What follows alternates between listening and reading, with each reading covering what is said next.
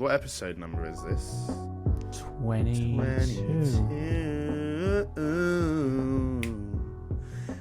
22. Isn't there a song? Is it? I don't know about you, but I'm feeling 22. There you go.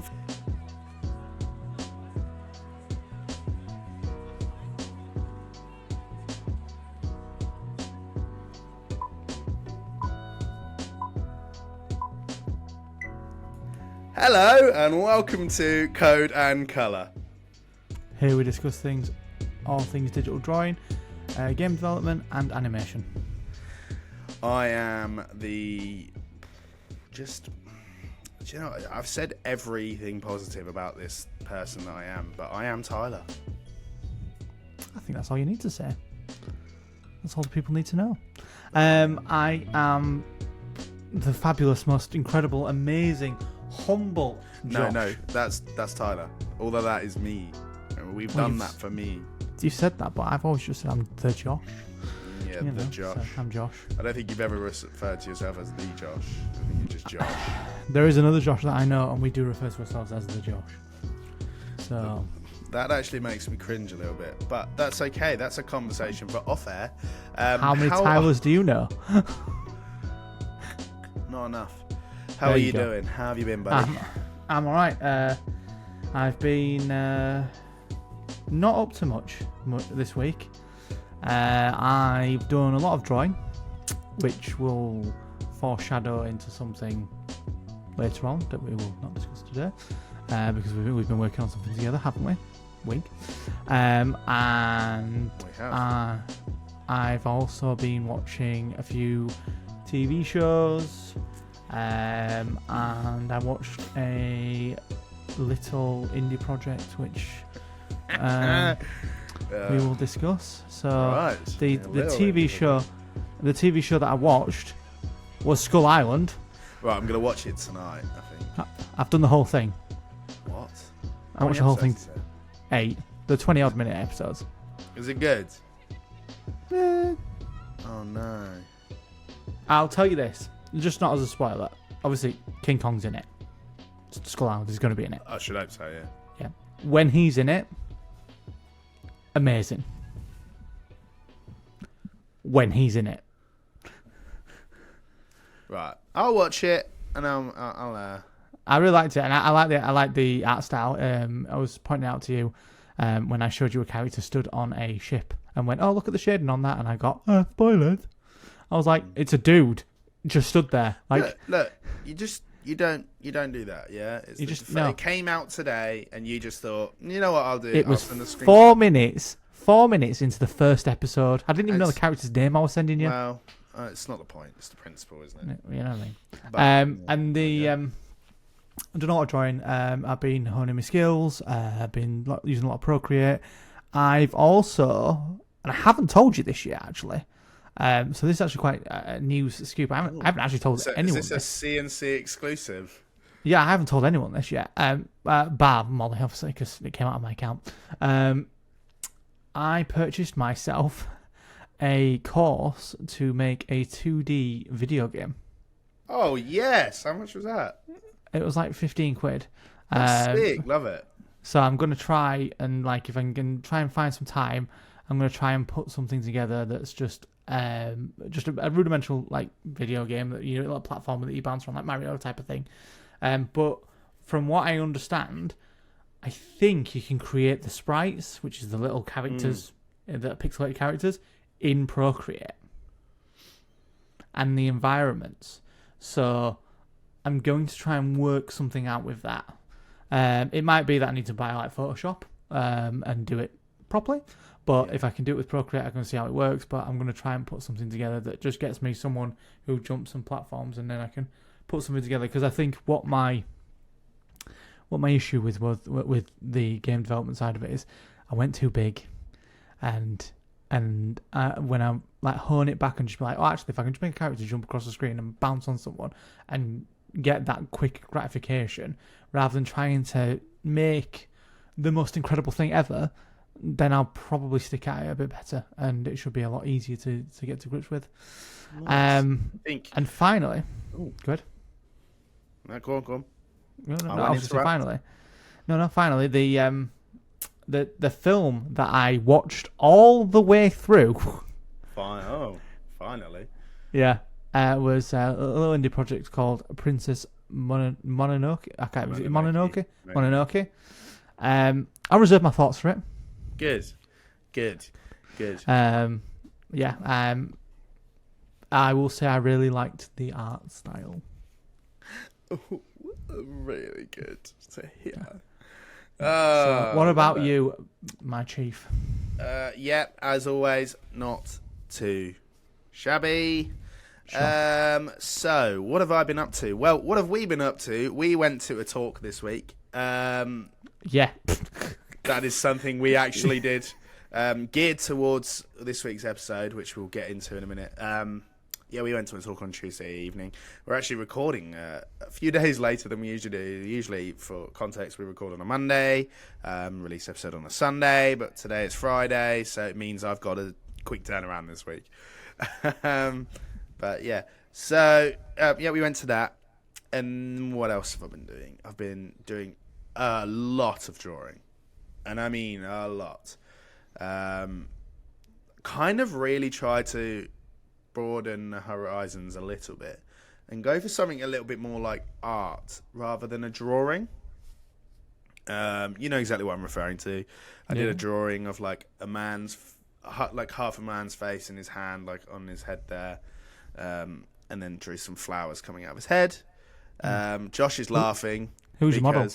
The model that I use to help me kind of shape the positioning, get the positioning of it, is myself. I did take some rather unflattering selfies to achieve the pose, but the pose paid off. If there's any hackers out there who can find me that picture, just anywhere, dark web it, I don't care what it is, just get me that picture. It's gone. You're never gonna see it. Move on. I can just see it in my head because I can see the pose in the picture, and yours like. You what? Sorry. I can see the pose in my head of how you're doing the picture. No, it was, yes, they weren't flattering, but it paid off, and the image looks fantastic. It does. It does look really good. It's definitely a little bit out there, which I think a lot of people have said, but a lot of people have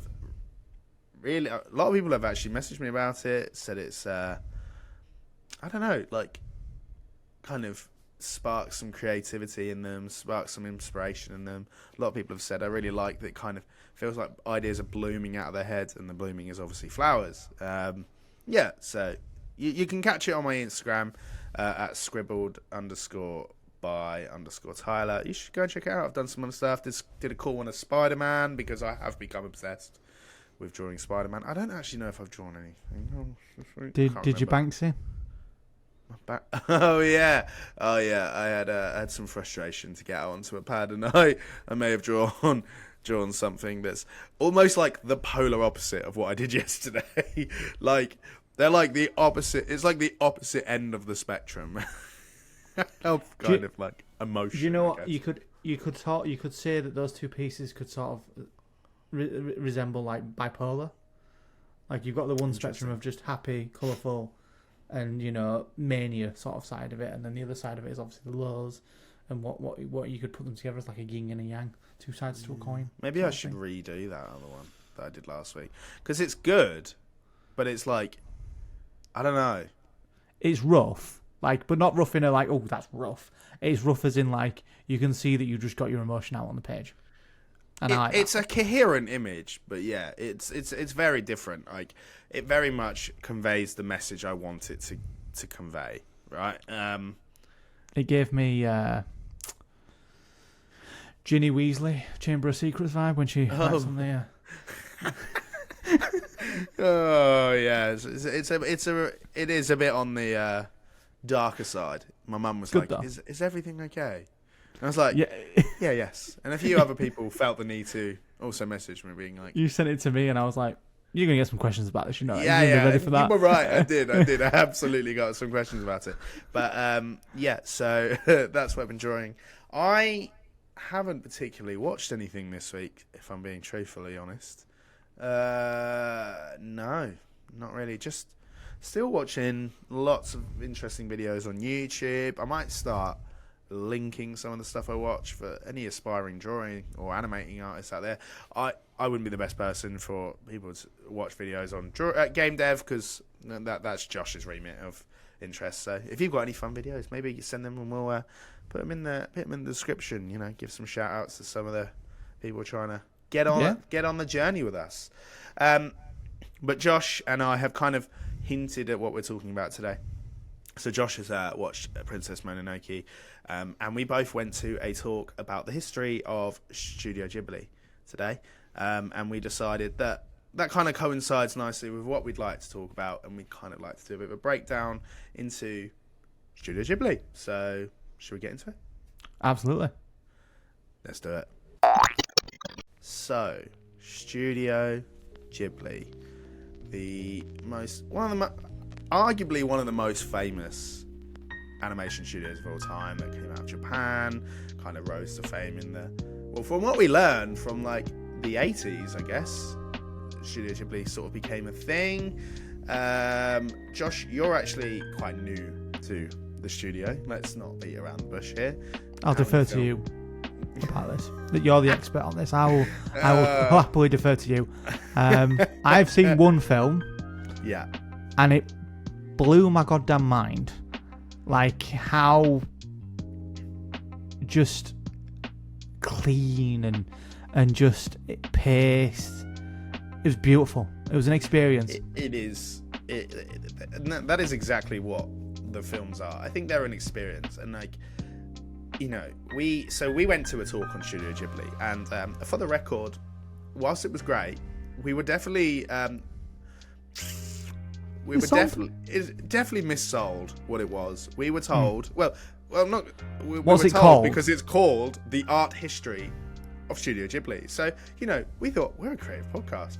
That sounds exactly what we need to go and watch. We're doing it for our fans. You know what I mean? You know, we do this research so that you guys will listen to us and feel informed.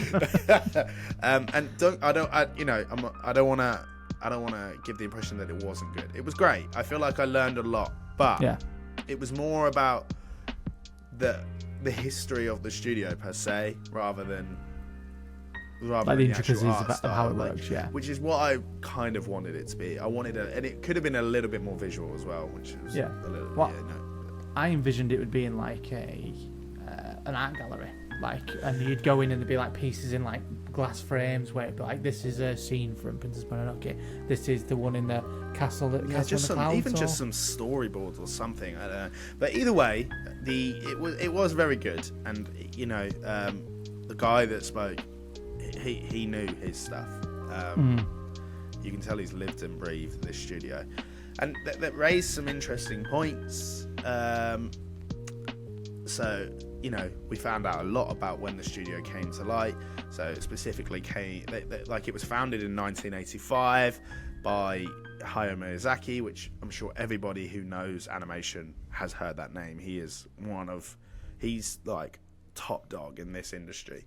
And so a few others, Toshio Suzuki and Isao Takahata, who also co-founded it. I'm pretty sure Isao was someone he used to work with when he used to do a lot of anime stuff.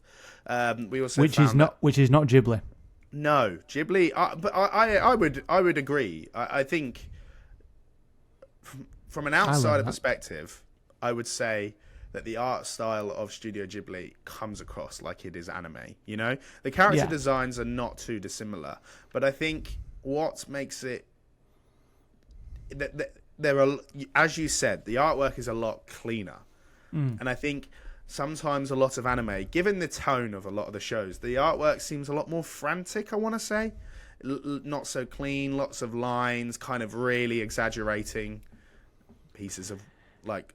Do you know what I mean? Yeah, if I could sort of akin that to something, as a game, for instance, I would say that like general animes like Persona, like your general anime sort of games, that's your thing. And I think that, and I forgot to actually mention this, I have been playing it today. I would say that Ghibli's more like Tears of the Kingdom. Like, still, Yes, yes. that And sort you of know like, what? that distinction, still, You know a what? I little really bit. get that. Breath of the Wild as well. Yeah, So you've been playing Tears today? Is that what you just said? yeah. I Love just played that. this Love morning. that Yeah, for you. Love that for yeah. you. But no, I know what you mean, and I really picked up on it more so in Tears than Breath actually, because it wasn't until I was playing it the other night and I was like, I really like the cell shaded art style of Tears of the Kingdom, and it definitely is very like it resembles Studio Ghibli a lot. You know, there's that nice cell shading characters, and it's very clean, like shading and stuff like that. And like I think that is what really draws me to it. It's really colourful. It's really easy on the eye, and it's just fascinating to watch a lot of the pieces, and you can see The where influences. Miyazaki. Sorry. You can see the influences in different things as Exactly, well. you really can. And Miyazaki was talking about, well, sorry, the guy that we were listening to was talking about Miyazaki's sort of early work. He was working on, films that were that were, what was the name of that film where it was very much set in like Switzerland? And you even said to me that is such a beautiful still. Do you know what I'm on? Do you remember the one? I can't remember what it was called. It was something the boy and something, wasn't it? I'm sure it was like the boy in there's something like that. It's gone. Let me see if I can find it. But there was a particular image, and what I really like about it, and I've noticed about sort of Ghibli's work, and particularly that one as well, is all the characters are like they have there's a lot of line work in all the characters, but I really like that none of the backgrounds do. The backgrounds actually feel like a piece of artwork, like a painting, and they move it across, and I just find that really it really separates them, right? But it also kind of merges it into it. It kind of, because they make a lot of fantasy movies, and I think because all the characters are lined out and stuff like that, it kind of adds an element of fantasy, or an element of realism, because the world looks so real to an otherwise very fantasy narrative. Future Boy Conan. That is exactly what it was, and it looks stunning. So there's a film that came out in 1978, and so it was directed by Hayao Miyazaki, but this is pre-Ghibli, and it is also pretty much the film that either that or was it Nautica that got him between those two films, between Future Boy Conan and Nautica.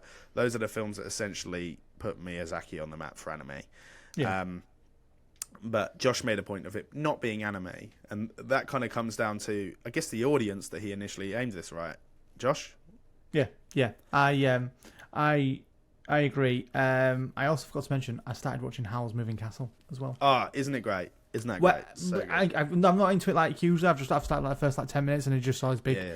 And I just look at it and I think, like how is it? Is it done with a computer? Is it drawn? Is it this? And it's just like your mind boggles. But yeah, I think you are right. He did start off with that, and then he did a couple of things in terms of like a television series called Sherlock Hound. I forgot. Do you know what? I forgot Sherlock Hound had existed until someone mentioned it. I went, "Oh yeah," but oh no. But he is the gold standard. Like there's certain studios that do certain things, and I don't think anybody's doing what Ghibli's doing, in a sense of like he is cornered the market for making such great narratives, but like looks pencil drawn. Like in terms of animation, the big dogs, Spider-Verse always is going to be a contender for it. But in terms of like a pedigree, he is the only guy who's making this sort of art style and this sort of films. So we've equally been doing a lot of research into this particular studio, and anime is traditionally one of five of the stepping stones of animation. So the first one being traditional, which is very much your Disneys, your stuff like that. You've got stop motion, which is very self-explanatory. You know exactly what that is. CGI, I'm not doing them in order, by the way. What was the other one? Is it Puppeteer? No, it's it's gonna bug me. Claymation. No, claymation is a form of stop motion. Oh, is it? It's cutout animation. Well, Which like was South Park. Yes, yeah, Oh, South Park. But South Park is no longer cut out, but it No. used to be all cut out, and then there's anime, which is one. And one thing I really learned, one thing I found out, and is very interesting about anime and Ghibli adapted as well, is all of their motion is done on 3 frames, whereas traditional animation and a lot of Western animation is done on 2 frames. So all movement is done on 3 frames, which is why it kind of gives it that sort of almost like not robotic move, but it kind of. I think that's why I think Ghibli do it a lot more than traditional anime still does, but it's why I think everything feels like it's not rushed because they don't move so fast because everything is like, each image is 3 frames long. So I thought that was quite an interesting little tidbit, I guess. so for our viewers, just sort of like explain that terminology. So if he was walking, he would, because a second in standard animation is 24 frames. So would he still do 24 frames in that instance, but it would be made yeah. up of 3 So you each just time? break it down into 3, right? You can put 3 into okay. 24. How many? 8 times. So there would essentially be within a second there'd be 8 images, whereas in Western you get 12. Right. 12 images. Obviously, the way animation works, and it's pretty self-explanatory. If you cut it down to 1, and you did 1 frame, like if you did 24 frames and there was like 1 image per frame, you'd have a slower moving piece because it just would take it. But if you have less frames within that time, you're essentially moving the process a lot quicker. But also what it does is it creates a more fluid sort of slower motion. I don't know how to explain it. Like it moves slower with more frames, but the movement feels quicker, but it feels like it's not moving so like fluidly because it kind of. Oh no! In fact, it wasn't cut out. It's rotoscoping is the other one. Rotoscoping is all done at 1 second per frame. 1 frame, like you have 24 frames, so it's like 1 frame per each frame per second, right? And that they kind of it almost feels a little uncomfortable to watch. Like that Lord of the Rings film, the animated one. That's rotoscoping, and whenever you watch that, even though it come out in the 70s, it looks like it shouldn't have come out in the 70s. Because it almost feels a little bit too ahead of its time, but also makes me really uncomfortable. Yeah. Do you know what I mean? It's like they're in motion capture suits, but it's like in animation. Yeah. But all they've done is the idea of rotoscoping is that someone takes a still, draws over it, moves on to the next still, draws over it, and that's how they do it. You're just basically tracing over the movement of what's on on a camera. So so it's 3.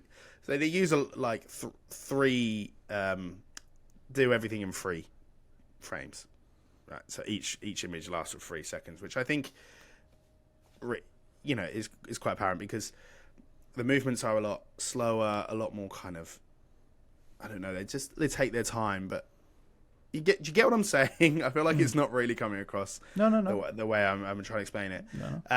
So it moves at 3 frames a second. It makes it move a lot slower, and I think it really helps add to the fantasy vibe. Everything kind of feels almost like it's not moving perfectly. So Ghibli specifically focuses on fantasy films. They have actually moved away from that. Someone described it as a slice of life when we were at this talk earlier, and we will get into that because there's lots of details in that I really enjoy. But the slice of, but the fantasy side of things, that's something Ghibli specifically focus on. You've got Mononoke, you've got Spirited Away, My Neighbor Totoro, which, fun fact, is a sleeper hit. That flopped when that film came out, and it wasn't until Kiki's Delivery Service come out that film suddenly rose to fame and put essentially Ghibli on a map, and now My Neighbor Totoro is probably one of their most famous films. So those are the kind of things. But what I really like most about Ghibli in terms of their art style and the kind of the world building that they do is, I don't know, we watched a few videos as well that we've been looking at, and one of the things they mention is within that fantasy there is a level of realism. Yeah. And one example that they use, and I really liked, and I've noticed that myself, is in Spirited Away, the soot sprites bring over Chihiro's shoes to her. But then when she puts them on, like when you're watching, they just put them on and go. But in this one, she's like fiddling, like putting her finger in the shoe to try and wedge it on. And then when she does, she kind of taps her foot to make her foot more comfortable before then setting off. And it kind of adds that level of realism and almost puts us in that world. Like, those are things we do when we put on shoes, make yourself more comfortable before you go. Suddenly that real fantasy world feels relatable. Mm. So, just little details about that. Any thoughts? No, they, from what I've witnessed from the one film that I've watched, there are a lot of details in there, and I think for me it's a pacing thing. Like it paces nicely, but it also touches all the beats it needs to do in terms of like the story, and it's very well. The palettes, like I was talking to you about it when we watched it, and I showed you like an image from it. Like he doesn't use a lot of like bright, vibrant colours. He uses shades of what he's doing. So if he's shading the character in this case, it's Ishitaka, is it? Ishitaka, yeah. Ishitaka? Yes, that's the guy, and then you got San. Yeah. So he'll do a dark blue for his like tunic, and then like shading's just a darker blue, and he keeps it sort of like earthy, in this one that I've seen, and I started watching obviously the Howl's Moving Castle, and that seems a little bit more vibrant and a different sort of take. But in terms of this, it's all about the forest. Howl's Moving Castle was a little bit more resemblant of that that what's that film called we were just talking about, the Future Boy Canon, because it's also set in a Western setting. Yeah, so I think that's very resemblant of that one.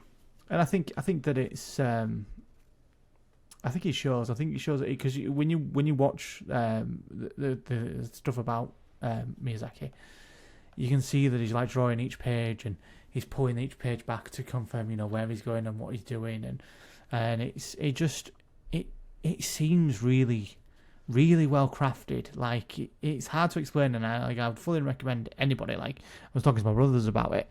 To watch them and just get amongst them and then see what they're about. It feels like an expensive indie film in a sense. Like it feels like you can see in the sense that the studio when they started were very unknown, so they went, here's all our talent, and you can see it on the screen. Like just the way the animals move, the way the explosions happen, the writing, it feels like this studio came out and they went, we've got something to prove, here's us. And then from what I can see, they've gone from strength to strength to strength, and sometimes it's not been well received, like you've said. My neighbour, what's his name? Neighbour Totoro. My name Neighbour Totoro. It wasn't received at the time, and I'm yet to watch that. So good. But apparently it was become a sleeper hit, and from what we saw during the talk and things that we've looked at since, it does feel sort of like fantastical, and it feels like it could actually rival like a Lord of the Rings or a big budget blockbuster. But you can tell it's just all been sort of hand drawn, but that doesn't deter from it at all. I watched the first 10 minutes of it. Obviously, don't know if you're aware, I had a baby. So getting to watch stuff is a difficult process. So, but I watched it and I was enthralled, and I'd read in my hands, and I'm like watching it. I'm going, this is amazing. Like the arrows he's letting loose, and I was just compelled. And I was like, oh my god, I need to watch this. And as soon as I got home the next day, I was like, watching it. And I don't even think like even with like a Marvel movie, like I'm a big Marvel fan. I've never been that sort of compelled with like, what, I really really want to watch that. I want to get to the end of that and see what that's about. And I was enthralled. And I thought it was really good.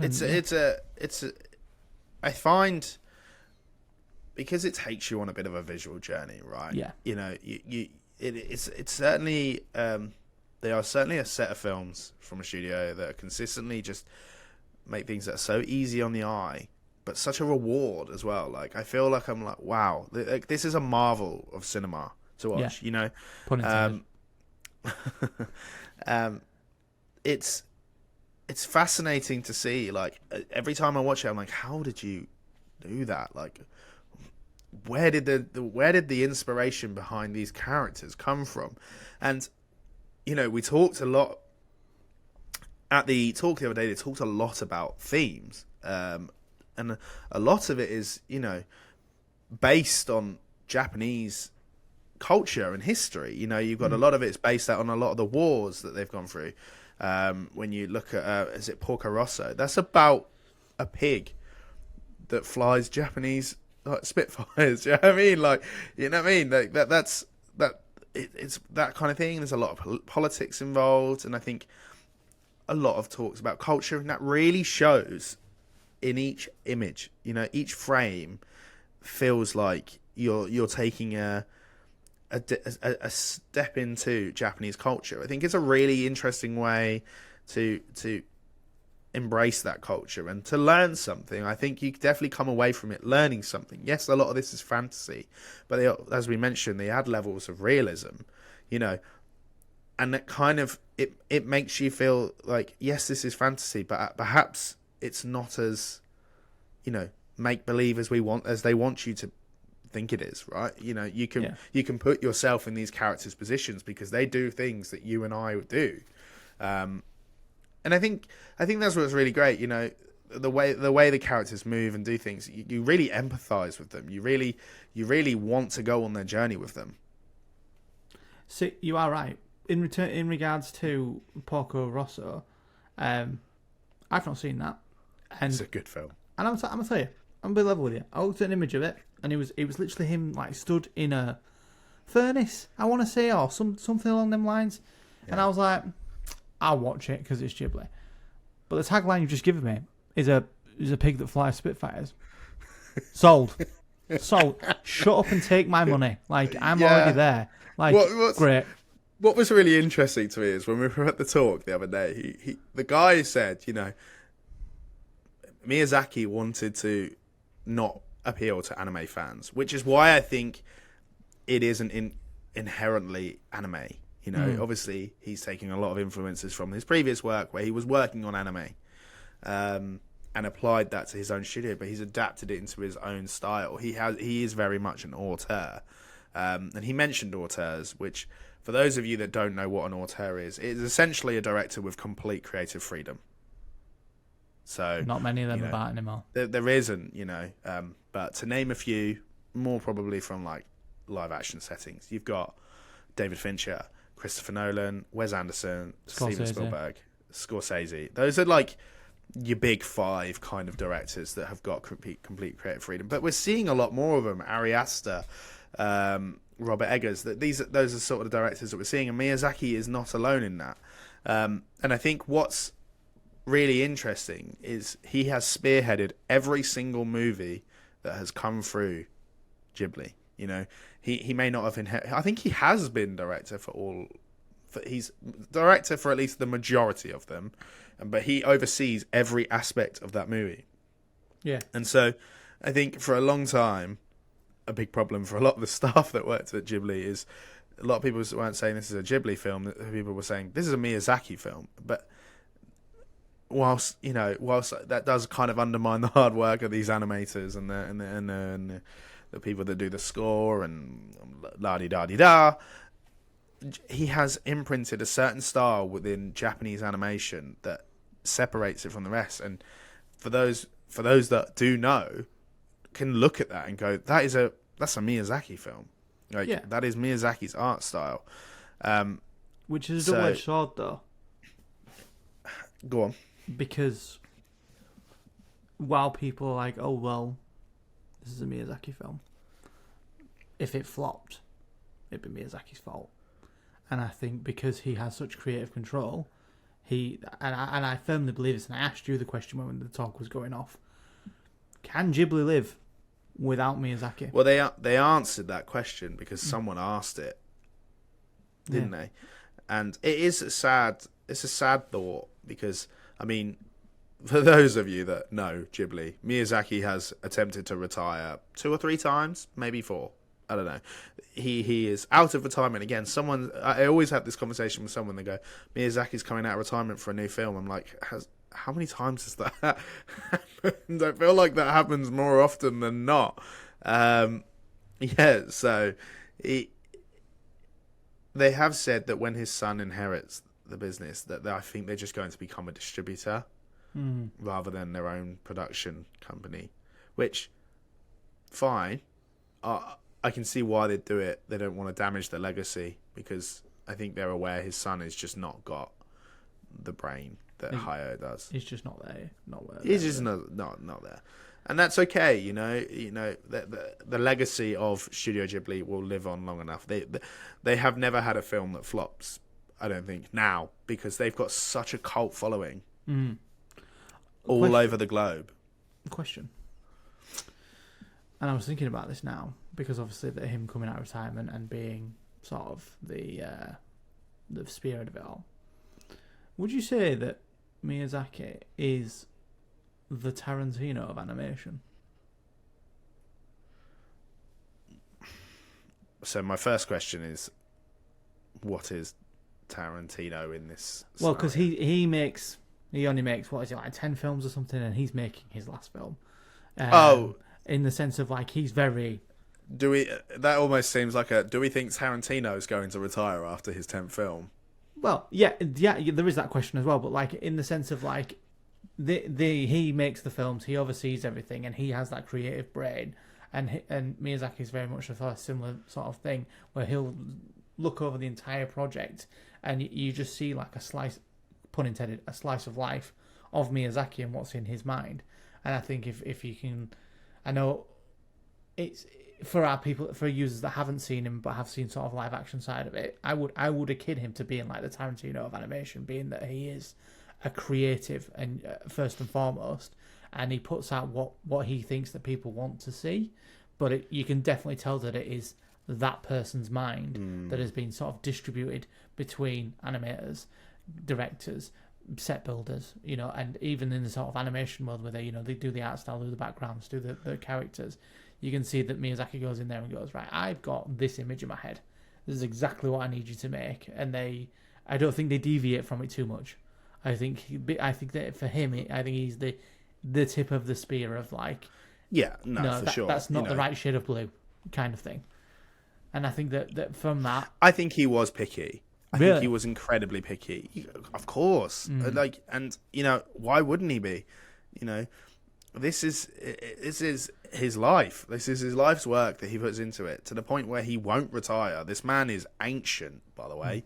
82 years of age, still kicking, and he's just about to release, in a mere, 2 weeks, by the way, his next film. No disrespect, but he looks adorable. He does.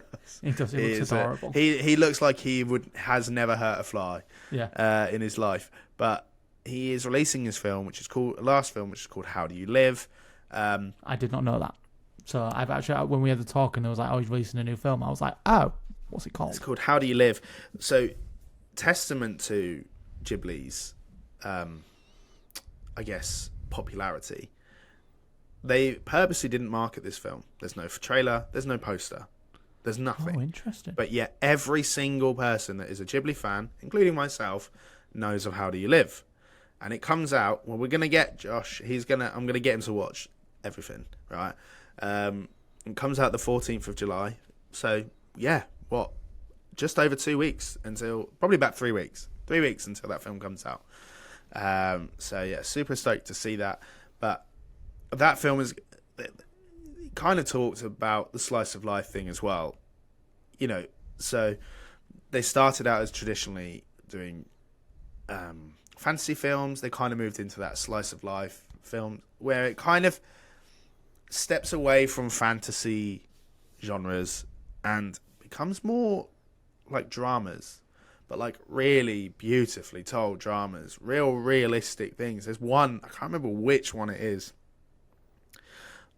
I have absolutely no idea which one it is specifically, but it's really relatable. They make the characters really relatable. There's one where they're playing a Sony PS1, Like, and it actually has Sony on it and stuff. Like, they obviously got, permission. And in Spirited Away, someone's driving an Audi, and there it is. It's just like a family car without the actual Audi logo. Like, I really like that, those touches of life. And so, I think How Do You Live very much follows that kind of slice of life vibe, which we're gonna be seeing more of again soon. Is it all hand drawn or is it done by computers nowadays? I know obviously previously it was just pen to paper. I think it is still hand drawn. Is it like hand drawn digitally or is it like pen to paper? It's probably digitally now. I don't actually know if they do still draw everything like that. I know that none of it's obviously not CGI. It's all entirely 2D animation, and I like that they've not strayed away from that. Yeah, it keeps it consistent, and it might just it gets a bit cleaner. I think they might go down the digital route. It was I think they might do, but I think the consistency. Someone was saying, do you think what helps really sell these is this nostalgia? That was a question that came up, and I would say yes. It's a studio that has always stuck to what it believes in, and has stayed true to themselves. And for that reason, I think that's why people really, really enjoy these films, because there is that level of nostalgia. They've remained consistent all the way through their 30, 40 years of being a film studio. But yeah, so that's just kind of Studio Ghibli, really. I think there's lots of films to see. If you haven't seen any of these films, I would encourage people to start watching them. Start early. Start with My Neighbor Totoro. If you're like that what's really great about this studio is there's a story for everyone. Yeah, 100%. There really is. If you like sort of really heartfelt stories, watch things like Up from Poppy Hill or My Neighbor Totoro. If you're into your more sort of fantasy kind of fighting, Mononoke, Porco Rosso, things like that, or just overall fun film, I would always recommend Spirited Away. It's so wholesome, but it's got a nice level of fantasy horror that's also really fun to it. Totally recommend it. But so Studio Ghibli. But before we wrap up today, as always, we have our CNC recommendation. And Joshua, it is over to you. So my CNC recommendation is a game that I believe I haven't recommended before. If I have, it's because it's amazing and it ties in really well with... Is it Skyrim again? Damn it! No, it's a little indie project. I say indie project. How many times are you going to use that joke? Well, it just downplays what it is because it's actually phenomenal. It's called Kena, Bridge of Spirits. Or Kena, Kena, Kena. And the reason why I say this is because it's made by two animators called, they work for a team called Ember Labs. And I promise you, this game, yeah. Pixar made a game, this would be it. This is it. Yeah, it looks... This is, and for Tyler's just enjoyment, he loves things like Season, he loves a good art style. Everything is like black and white and red initially, and then when you defeat evil, it all vibrant greens, blues, trees, grass, everything just all comes to life, and it's just a feast for the eyes. And you can tell that it's made by animators. It's made by people who have worked in the industry, and while it's a small team that are starting out, they're another Ghibli. They came out and they went, let's just swing for the fence and make a game that's about a story, about a girl who's going through some triumphs, and make it look like a Pixar film. And you can see that it's just all the money's on the screen. And in terms of like art style, it's right up Tyler Street. And I actually think it's been on my radar for a while, actually. Yeah. And I think it's actually a bargain as well. So more people need to play it. The reason why I would recommend it is that the more exposure it gets, the more this studio can sort of make other things and make other beautiful projects. And I think that people should play more of it. And that, at the end of the day, is all we want people to do. Is play more games, watch more animation. Cheers.